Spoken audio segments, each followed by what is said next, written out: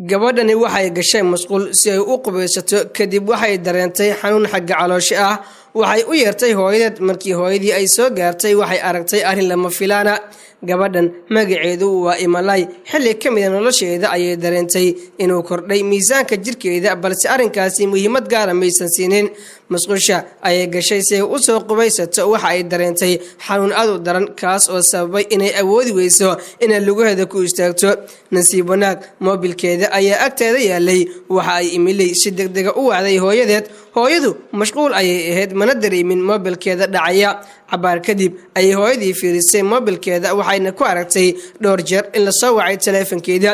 saaxiibteed ayay ku tiri waxa qasab inaan guriga aadno gabadheedii ayaa dhowr jeer isoo wacday markay hooyadii guriga timid waxay aragtay Imalay oo weli musqusha ku jirta oo aan istaagi karin hooyadii ayaa weydiisay waxa ku dhacay Imalay ayaa iyadu waxay tiri ma aqaano laakiin waxaan dareemayaa in caloosha laga dhigan yahay waxay ula soo carartay isbitaalka inta jidka ay ku soo jireen Imalay waxay la ooneysay xanuunka ay dartii markay ay soo gaarin isbitaalka gabadhii ay saaxiibada ahaayeen hooyada ayaa degtay oo u carartay xagga isbitaalka si ay u soo qaado sariirta bukaanka lagu qaado Imalay xanuun aad u daran ayay dareentay wayna qaylisay marka ay qaylisay ayay dareentay inay wax ka soo baxeen hooyadii ayaa fiirisay waxay aragtay canug yar oo ka soo jeeda Imalay ma aysan ogeyn inay uur leedahay si nabada ayay ku dhashay canug yar caafimaadkiisu aad ayuu u fiicnaa balse waxa la yaab noqotay inaysan Imalay dareemin inay uur leedahay ilaa laga gaaray xilliga foosha